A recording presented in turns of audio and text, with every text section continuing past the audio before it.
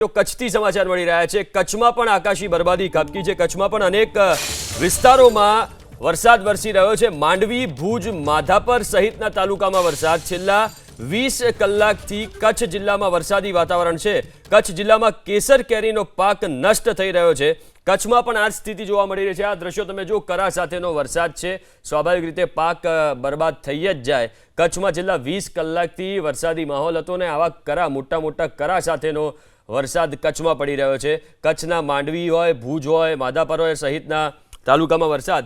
સંવાદદાતા હર્ષદ આપણી સાથે જોડાઈ ગયા છે લાઈવ। હર્ષદ, અત્યારે કચ્છમાં શું સ્થિતિ છે? કારણ કે મોટાભાગના વિસ્તારોમાં વરસાદ અને કરા પણ પડી રહ્યા છે।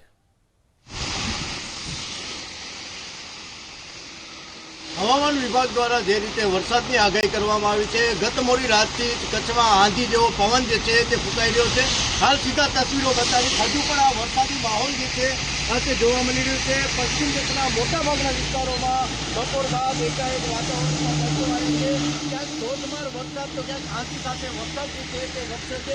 મહત્વની વાત એ છે કે અત્યારે કમોસમી વરસાદના કારણે કેરીના પાકને નુકસાનીની સ્થિતિ જે છે તે પણ સેવાઈ છે। સાથે અત્યારે ઘઉં કાઢવાનો સિઝન છે। ખેડૂતોને ઘઉંના પાકને પણ મોટા પ્રમાણમાં નુકસાની થાય તેવી પણ પરિસ્થિતિ જે છે તે અત્યારે જોવા મળી રહી છે। સીધા તસવીરો જોઈ શકાય છે, હજુ પણ ધીમી ધારે વરસાદ જે છે તે વરસી રહ્યો છે। આગાહી અનુસાર કચ્છ જિલ્લાના મોટાભાગના વિસ્તારોમાં વરસાદ વરસ્યો છે। ભુજ તાલુકા હોય, લખપત હોય, મુન્દ્રા હોય કે માંડવી હોય, અનેક તાલુકાઓમાં વરસાદી માહોલ જે છે તે જોવા મળી રહ્યો છે। ખેડૂતોને ચોક્કસથી કહી શકાય કે આ કમોસમી વરસાદના કારણે મોટા પ્રમાણમાં નુકસાની જે છે તે વેઠવી પડશે। કેસર કેરીનો પાક જે છે, કેસર કેરીના ઝાડ ઉપર અત્યારે પાકના ફૂલ જે છે તે આવી ગયા હતા, પરંતુ આંધી જેવા પવનના કારણે આ ફૂલ જે છે તે ખરી પડતા કેસર કેરીના પાકને પણ મોટા પ્રમાણમાં નુકસાની જે છે તે થઈ શકે છે।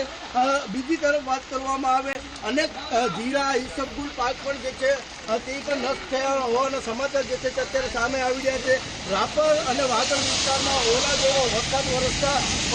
જેવો વરસાદના કારણે જીરાના પાકને મોટા પ્રમાણમાં નુકસાન થવાની સ્થિતિ જે છે તે જોવાઈ રહી છે। અત્યારે સમગ્ર કચ્છ જિલ્લામાં વરસાદી માહોલ જે છે તે જોવા મળી રહ્યો છે।